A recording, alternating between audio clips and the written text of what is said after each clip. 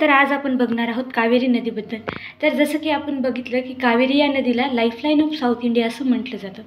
तसेच कर्नाटक, केरळ, तामिळनाडू, आंध्र प्रदेश, तेलंगणा इथले लोक तिला साऊथ इंडियाची गंगा असं सुद्धा म्हणतात। कावेरी नदीची एकूण लांबी ही 800 किलोमीटर आहे। तर कावेरी नदी टोटल भारतापैकी 27% एरिया हा कव्हर करते। कावेरी नदीचा उगम हा कर्नाटकमधील ब्रह्मगिरीपासून, जे की कुर्ग डोंगर रांगेत आहे, तर इथून होतो। आणि इथली जी तल कावेरी आहे तिथपासून, जी की 1341 मीटर हाईटवर आहे, तिथून कावेरी नदीचा उगम पावतो। तर हे जी कावेरी नदीचा उगम आहे हा कर्नाटकमधील कोडागू जिल्ह्यामध्ये येतो। तर आता आपण बघूया कावेरी नदीच्या उजव्या बाजूच्या उपनद्या। तर त्यामध्ये अनुक्रमे त्या आहेत लक्ष्मण तीर्था नदी, काबिनी नदी, भाविनी नदी आणि अमरावती नदी। तर आता कावेरी नदीच्या डाव्या साईडच्या उपनद्या आपण बघूया। तर त्या आहेत हरंगी नदी, हेमावती नदी, शिमशा नदी आणि अर्कवती नदी। तर आज जसं की आपण बघू शकतो की ही काबिनी नदी आहे, ही वायनाड येथून उगम पावते। निलगिरी नदी ही भाविनी नदी ही निलगिरी पर्वतरांगेमधून उगम पावते। अमरावती नदी ही अण्णामलाई डोंगर रांगेतून उगम पावते। तर जी भाविनी नदी आहे, या भाविनी नदी जेव्हा वाहते तेव्हा त्या ठिकाणी उटी, सत्यमंगलम हे सुद्धा ठिकाणं आहेत। सत्यमंगलम टायगर रिझर्व आहे हा। तर आता आपण बघूया की कावेरी नदीवर जे जलाशय आहेत त्याबद्दल माहिती आपण घेऊया। तर कृष्णराज सागर हा जलाशय आहे। तर हा जो जलाशय आहे, तर कृष्णराजा वाडियार चौथा याने ह्या कर्नाटकच्या मांड्या जिल्ह्यामध्ये 1931 मध्ये कृष्णराज सागर डॅम बांधला होता। आणि या डॅमचं पाणी जे आहे ते मैसूर आणि मांड्या डिस्ट्रिक्टमध्ये इरिगेशनसाठी यूज होतं। तसंच बँगलोर या शहराला सुद्धा पिण्याचं पाणी पुरवठा या डॅममधून होतो। त्यानंतर आपण बघूया मेत्तूर डॅम। तर मेत्तूर हा जो डॅम आहे तो तामिळनाडूमध्ये येतो आणि तो तामिळनाडूच्या 12 जिल्ह्यांना पाणी पुरवतो।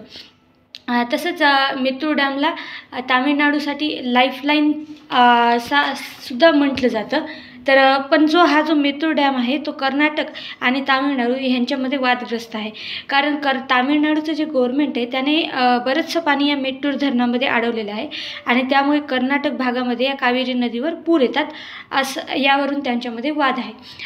तसंच आपण बघितलं की मेत्तूर हा जो डॅम आहे, मेत्तूर या डॅमनंतर जी कावेरी नदी आहे ही तामिळनाडूच्या प्लेन्समध्ये एंट्री करते।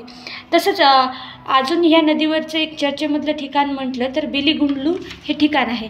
तर बिलीगुंडलू हे नेहमी न्यूजमध्ये असतं, कारण बिलीगुंडलू हे कावेरीच्या लेफ्ट बँकवर असलेले खेड आहे आणि ते तामिळनाडूच्या कृष्णगिरी या जिल्ह्यामध्ये येतं। तर इथं या बिलीगुंडलू या ठिकाणी सेंट्रल वॉटर कमिशननी एक वॉटर मेजरिंग स्टेशन लावले, ह्याची सगळ्यांनी नोंद घ्यावी। तसेच त्यानंतर आपण बघितलं की ही जी कावेरी नदी आहे, तर या कावेरी नदीवर शिवसमुद्रम नावाचा धबधबा आहे, जो की भारतातलं पहिलं हायड्रो पॉवर प्लांट आहे।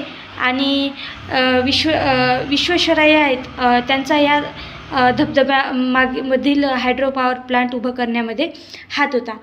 त्यानंतर जेव्हा ही कावेरी नदी पुढे जात असताना तामिळनाडूमध्ये तिरुचिरापल्ली जो जिल्हा आहे, तर तिरुचिरापल्ली जिल्ह्यामध्ये ही कावेरी नदी 2 भागामध्ये डिवाईड होते। त्याच्यामध्ये जो या नदीची डिवाईड झालेल्या भागाची नॉर्थ साऊथची उत्तरेकडील ब्रँच आहे तिला कोलीदाम नदी म्हणतात।